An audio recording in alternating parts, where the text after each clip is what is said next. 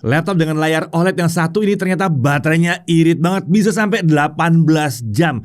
Padahal laptop OLED yang lain tuh biasanya 10-15 jam aja. Menariknya lagi, walaupun baterainya irit, laptop ini performanya kenceng dan kekinian karena sudah menggunakan Intel Core Ultra 7 processor di dalamnya ya. RAM-nya udah DDR5, kecepatannya udah pakai yang 7467 MHz, super kenceng. SSD-nya udah pakai PCIe Gen 4. Tentunya sertifikasi Evo juga dimiliki oleh laptop yang satu ini. Ya, ini adalah Lenovo Yoga Slim 7i keluaran tahun 2024.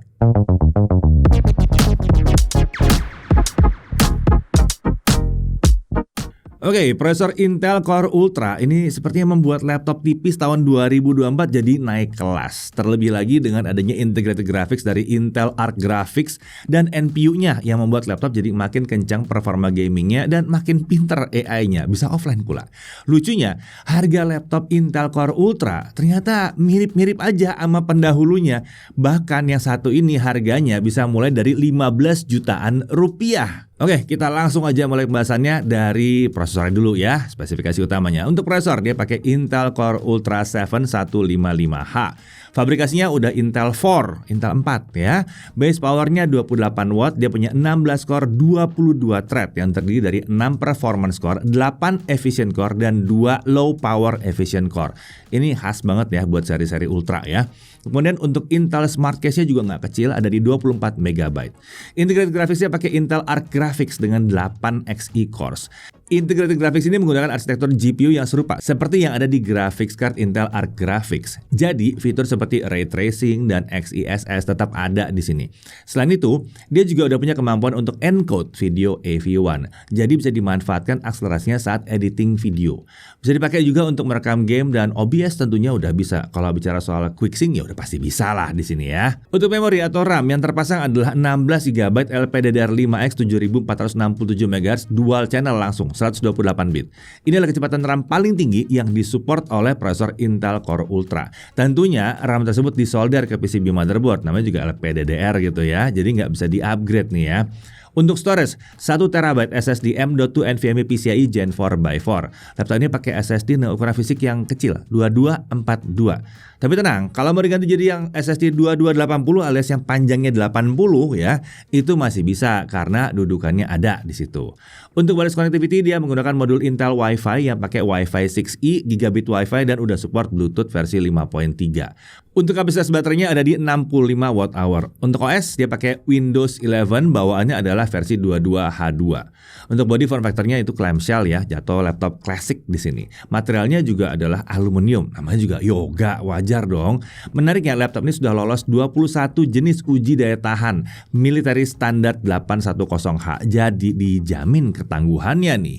Untuk warna ini namanya adalah Luna Grey. Nah, kalau bicara soal desain, laptop ini sepertinya masih menggunakan sasis yang serupa dengan pendahulunya. Jadi penampilannya nggak banyak ada bedanya dibandingkan generasi sebelumnya. Pinggiran bodi yang membulat itu tetap dipertahankan di sini. Secara keseluruhan laptop ini tetap memiliki DNA dari penampilan seri Yoga yang premium dan mewah tapi tetap tampil simple. Untuk ukuran panjang 31,2 cm, lebar 22,1 cm dan ketebalan 1,49 cm. Bobotnya untuk laptopnya aja di 1,43 kg. Chargernya di 185 gram. Inilah charger 65 watt dengan konektor USB Type-C. Chargernya bentuknya udah seperti charger smartphone ya, jadi mudah dan praktis kalau mau dibawa-bawa. Sudah seharusnya nih charger laptop tipis bentuknya seperti ini. Jangan seperti charger yang dulu yang kabelnya gede-gede gitu. Nah, jadi kalau laptop dan charger dibawa bersamaan, ini total bobot yang kita bawa-bawa jadi 1,61 kg. Untuk layar, ini ukurannya adalah display 14 inci, resolusinya 1920x1200 pixel dengan aspek rasio tentunya 16:10. Uniknya panel ini ternyata adalah panel OLED. Biasanya laptop dengan panel OLED itu resolusinya 2,5K, 3K, 4K gitu ya. Yang satu ini masih Full HD lebih-lebih dikit ya. Menurut Lenovo, tingkat kecerahan maksimumnya adalah 400 nits dengan color gamut di 100% DCI-P3. Kalau diukur dengan alat kami, kita dapatkan bahwa di mode SDR tingkat tingkat kisarannya ada di 389 nits, dan untuk di mode HDR maksimum dia bisa mencapai 623 nits. Tinggi ya. Untuk gamut coverage ada di 99,3% DCI-P3 dan gamut volume di 120,8% DCI-P3. Ini menandakan kalau layar laptop ini udah siap untuk skenario content creation kelas profesional seperti untuk editing video, desain ataupun menggambar. Mau dipakai streaming film ya pastinya juga udah bisa karena udah dukung Dolby Vision dan VESA Display HDR True Black 500. Layarnya juga sudah dijamin tidak akan membuat mata jadi cepat lelah karena cahaya-cahaya biru ya, karena udah punya sertifikasi TUV Rheinland dan iSafe juga. Menariknya, walaupun ini bukan laptop convertible, layar laptop ini ternyata layar touch screen. Ini akan memudahkan aktivitas seperti melakukan scrolling halaman atau mau zoom in, zoom out gambar itu gampang, pakai jari aja ya. Untuk permukaan layar juga bersifat glossy, jadi ini normal sih sebetulnya untuk layar yang touch screen. Tentunya perpaduan permukaan glossy dan panel OLED membuat warna yang tampilkan jadi luar biasa, cemerlang ya. Walaupun memang jadi agak sedikit ada pantulan-pantulan cahaya jadinya. Nah, gak ketinggalan, laptop ini juga sudah pakai engsel 180 derajat, jadi lebih aman dari resiko rusak akibat kedorong ya, dan memudahkan pengguna memperlihatkan tampilan layar ke lawan bicara di depannya. Kalau misalnya lagi meeting di meja kecil di cafe gitu misalnya, lebih gampang di sini ya jadinya. Oke, sekarang kita bicara kamera dan mikrofonnya. Laptop ini dilengkapi dengan kamera 1080p 30fps dengan sensor infrared dan time of flight juga atau TOF. Sayangnya kami nggak menemukan fitur Windows Studio Effect untuk kamera di laptop ini terlepas dari adanya NPU di prosesornya. Walaupun demikian, fitur khas laptop seperti Zero Touch Login, Zero Touch Lock, Zero Touch Video Playback masih didukung oleh kamera yang satu ini. Untuk mikrofonnya ada 4 buah dan semuanya ditempatkan pada area bingkai atas. Mikrofon ini dilengkapi dengan fitur Smart Noise Cancelling untuk meredam kebisingan saat melakukan video call atau apapun lah yang menggunakan mikrofon. Nah, saat digunakan dalam ruangan dengan pencahayaan yang mencukupi, kualitas kameranya udah tergolong oke nih ya, walaupun kami merasa detail pada wajah mungkin agak sedikit kurang ya. Secara keseluruhan, kualitas kamera sangat mencukupi untuk aktivitas video call. Sementara untuk mikrofon kita lihat ini mampu menangkap suara kami dengan jelas. Kemampuan noise cancellation-nya juga oke, walaupun sekali masih ada terasa suara latar yang masuk dengan volume yang kecil sekali tapi ya.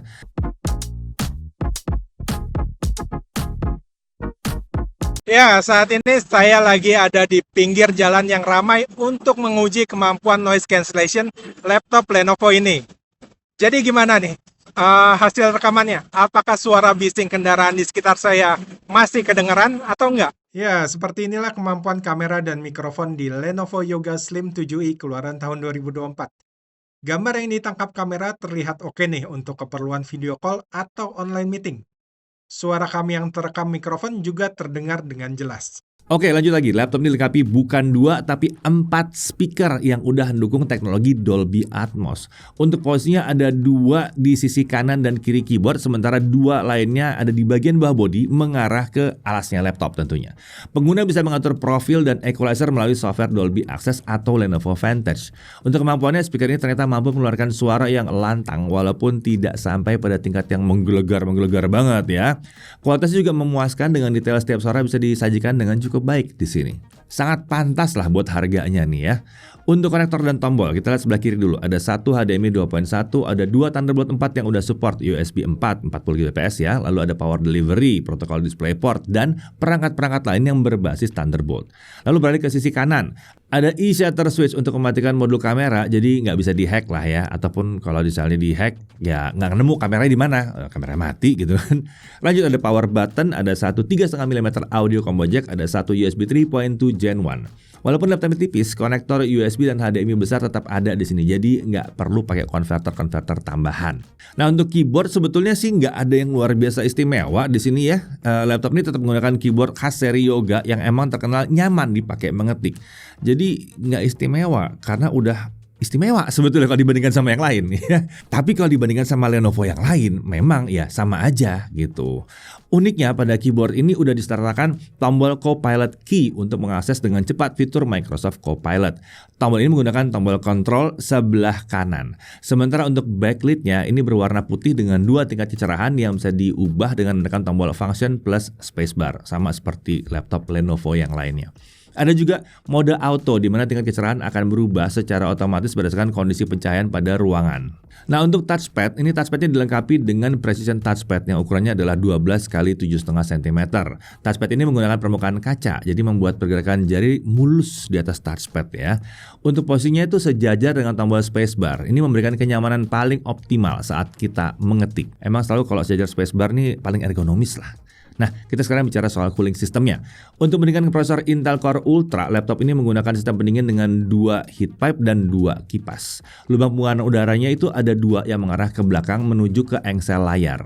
Nah, di sisi security-nya, selain ada pengaman untuk kamera, laptop ini juga dilengkapi pengamanan biometrik dengan pengenalan wajah. Oke, kita sekarang masuk ke aspek performa. Untuk pilihan profil performa di laptop ini itu ada Extreme Performance, ada Intelligent Cooling, dan ada Battery Saving. Profil ini bisa diubah melalui software Lenovo Vantage atau dengan menekan tombol function plus huruf Q ya. Oke, kita coba dulu dari Cinebench R23 dengan charger. Di stability test selama 30 menit, skor tertinggi yang dicapai adalah 12.927 poin di mode Intelligent Cooling dan 14.963 poin di mode Extreme Performance. Sementara skor yang bisa dipertahankan adalah di kisaran 9.400 sampai 9.600 poin di mode Intelligent Cooling atau 13.000 sampai 13.200 poin di mode Extreme Performance. Nah, sekarang kita lihat kalau pakai baterai ya, jadi maksudnya nggak colok ke listrik gimana. Cinebench R23 lagi. Di sini kita bisa mendapatkan 10.000 sampai 11.000 poin di mode Intelligent Cooling dan sekitar 11.100 sampai 11.300 poin di mode Extreme Performance. Jadi kita bisa lihat bahwa performa saat pakai baterai masih relatif mirip seperti saat chargernya terpasang. Jadi persyaratan IVO-nya jelas terpenuhi di sini ya. Dicabut dari colokan listrik tetap kencang. Nah, untuk suhu kerja saat kita menggunakan Cinebench R23 di stability test 30 menit, di mode Intelligent Cooling suhu prosesor sempat diizinkan naik sampai 103 derajat Celcius di awal pengujian sebelum akhirnya turun dan bisa dikendalikan di 80 derajat Celcius. Ini sebetulnya nggak ada masalah ya, karena Intel Core Ultra ini limit atasnya itu TJ Max-nya itu sekarang lebih tinggi dibandingkan yang sebelum-sebelumnya. Sekarang limitnya itu ada di 110. Jadi kalau dia tembus ke 103 itu sebetulnya masih aman untuk prosesornya. Sementara itu di Extreme Performance suhu rata-rata prosesor itu berada di bawah 90 derajat Celcius meskipun sesekali ada lompatan ke atas 90 derajat Celcius. Ya, ini unik ya. Oke, kita lanjut ke Blender aja, langsung kita lihat bagaimana aplikasi beneran kalau dipakai di sini. Blender 4.0.2 dengan barbershop scene. Kalau pakai CPU aja ini saya dalam waktu 34 menit 26 detik. Tapi kan dia ada Thunderbolt-nya. Kita pasang eksternal GPU dan kita coba rendering ya dengan eGPU yang pakai RTX 4070. Dan ini semua saya dalam waktu hanya 1 menit 56 detik. Jadi laptop ini bisa dipakai untuk desain 3D asalkan ditambah dengan eksternal GPU ya. Jadi siapa tahu ya ada yang mau beli dulu buat penggunaan sehari-hari yang ringan-ringan, terus tiba-tiba oh saya mau upgrade nih, mau editing 3D, bisa beli aja eksternal GPU, nggak usah ganti laptop gitu. Lanjut, untuk suhu kerjanya pada saat melakukan CPU rendering, suhu prosesor itu sempat naik hingga 95 derajat Celcius di awal sebelum akhirnya dikendalikan di bawah 88 derajat Celcius. Nah, untuk suhu kerja GPU rendering dengan eksternal GPU, ya suhu tertinggi prosesornya rendah sih, pasti cuma mencapai 73 derajat Celcius aja. Lanjut ke Adobe Premiere Pro 2024. Video yang 4K 60 2 menit 7 detik selesai diekspor dengan GPU acceleration via OpenCL itu dalam waktu 4 menit 49 detik. Sementara kalau kita pakai CUDA dengan eksternal GPU sudah dalam waktu 2 menit 27 detik. Ini 4K 60 ya. Nah, kalau videonya adalah Full HD 60 fps 2 menit 7 detik, pakai GPU acceleration via OpenCL saya dalam waktu 1 menit 19 detik. Kalau kita pakai eksternal GPU saya dalam waktu 43 detik saja. Untuk suhu kerjanya saat kita melakukan 4K video export pakai OpenCL, suhu prosesor terlihat bergerak di rentang 80 sampai 90 derajat Celcius walaupun ada beberapa kali kenaikan di atas 90 derajat Celcius. Lanjut, DaVinci Resolve 18.6 ini adalah software video editing gratis tapi kelasnya profesional ya. Nah, untuk video 4K 60 2 menit 7 detik tanpa eksternal GPU saya dalam waktu 8 menit 24 detik. Kalau pakai eGPU saya dalam waktu 4 menit 34 detik. Kalau videonya Full HD 60 fps 2 menit 7 detik tanpa eGPU saya dalam waktu 2 menit 14 detik. Ini kenceng ya. Kalau pakai eksternal GPU saya dalam waktu 1 menit 15 detik. Nah, suhu kerjanya pada saat melakukan 4K video exporting tanpa eksternal GPU, di awal suhu prosesor sempat bergerak di rentang 90 sampai 100 derajat Celcius sebelum akhirnya turun di bawah 90 derajat Celcius. Jadi aman ya. Nah, bisa dilihat kalau untuk editing video 1080p 60 fps akan lancar sekali, nggak ada masalah, kenceng. Mau pakai software yang manapun akan kenceng. Tapi kalau mau 4K 60 memang agak lama rendernya. Bukan berarti nggak bisa dikerjakan, tapi hanya pas render atau exportingnya dia tentunya agak sedikit lebih lama. Mungkin kalau mau 4K 30 akan lebih masuk di akal ya. Oke, sekarang mari kita coba. Katanya integrated graphics-nya udah lebih kencang. Kita lihat kalau gaming gimana hasilnya.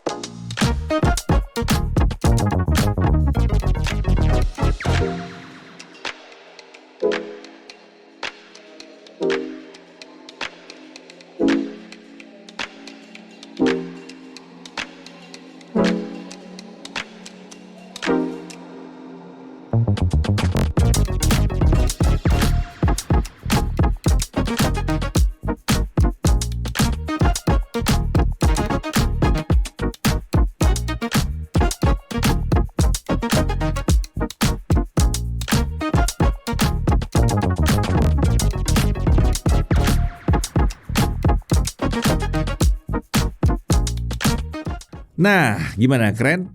Kita lanjut ya. Untuk 30 menit main Assassin's Creed Mirage ya, suhu kerjanya itu prosesor tampak bergerak di rentang 75 sampai 87 derajat Celcius. Suhu permukaan bodi setengah jam main yang satu ini. Untuk keyboard area paling panas ada di sekitar tombol angka 9 dengan suhu sekitar 39 derajat Celcius. Untuk bodi area paling panas ada di sekitar lubang pembuangan panas dengan suhu mencapai 45 derajat Celcius. Tapi wajar, namanya juga pembuangan panas. Sedangkan suhu palm rest itu aman di bawah 35 derajat Celcius. Ya, kita lanjut lagi ke storage test. Dengan Crystal DiskMark kita dapatkan bahwa kecepatan bacanya ada di 4893 MB per second dan kecepatan tulisnya di 4394 MB per second. Ya, ini emang bukan SSD PCIe Gen 4 paling kenceng yang pernah kami uji, tapi ini tergolong normal. Bahkan tergolong kenceng kalau ini kita lihat bahwa fisiknya itu di 2242 ya. 2242 berarti panjangnya 42 ya. Ini bukan 2280 yang panjang ya, yang 80 panjangnya. Dan kalau ini mau dibandingkan sama laptop gaming sekitar awal 2020, ini masih mirip performanya. Jadi ya udahlah ya, ini kencang sebetulnya. Oke, kita lanjut aja ke pengujian baterainya. Tes dilakukan dengan brightness 150 nits, volume suara 25% dan mode intelligent cooling. Untuk 1080p local video playback ini selesai dalam waktu 18 jam 37 menit. Ini artinya dia luar biasa irit ya. Padahal baterainya cuma 65 Wh, bukan yang 75. Dan panelnya pakai panel OLED. Biasanya yang kayak begini ini terjadi kalau panel IPS. Sepertinya panel OLED Full HD ini lebih irit ya dibandingkan yang resolusinya tinggi-tinggi ya. Selain itu kita juga menguji di brightness 200 nits karena ini adalah standar pengujian baterai kalau laptop Evo-nya pakai layar OLED. Standarnya Intel kalau menguji ya. Nah, untuk 1080p local video playback ini saya dalam waktu 15 jam. Oke lah, 14 jam 58 menit ya. 15 jam kurang 2 menit. 15 jam lah itu sebetulnya. Dan ini masih sesuai dengan syarat Evo terbaru di mana daya tahan baterainya minimal 10 jam dengan layar Full HD. Sebetulnya 15 jam tadi juga diklaim dalam kondisi 200 itu udah oke banget sih 15 jam. Udah irit ya. Lanjut untuk charging. 30 menit pertama baterai terisi 41%, sementara untuk mengisi dari kosong sampai full hanya butuh waktu 1,5 jam atau tepatnya 1 jam 34 menit. Normalnya kita berharap sebuah laptop seperti ini akan bisa terisi dalam waktu 2 jam dan ini cuma 1,5 jam. Jadi ini kencang. Walaupun demikian, sebetulnya ini tergolong normal untuk laptop-laptop Lenovo yang udah punya fitur Rapid Charge. Nah, untuk harganya dia dijual di kisaran harga 18.999.000. Itu untuk unit yang kita uji ya. Ada juga varian pakai Core Ultra 5125H dengan SSD 512 yang harganya di 15.999.000. Ini menarik ya, seperti kita bahas tadi bahwa ini harganya sebetulnya nggak begitu berubah dibandingkan pendahulunya. Dan menariknya ini nggak nyentuh 20 juta sama sekali. Lanjut, untuk bonus pembelian, tentunya dia dapat Microsoft Office Home and Student 2021 yang aktif selamanya. Dan tentunya laptop dia dilindungi garansi Premium Care sekaligus Accidental Damage Protection selama 3 tahun. Ya, garansi yang Premium Care tadi menawarkan layanan call service center selama 24 jam sehari, 7 hari seminggu ya. Terus-terusan gitu maksudnya. Garansi juga menawarkan layanan perbaikan di tempat penggunanya, jadi nggak perlu repot-repot dibawa ke service center. Sementara untuk ADP atau Accidental Damage Protection ini menawarkan proteksi terhadap kelalaian pengguna di luar garansi utama ya. Garansi utama kan biasanya nggak cover kalau misalnya ketumpahan cairan, jatuh dari meja, keretakan panel LCD, keyboardnya mati, korsleting gitu ya.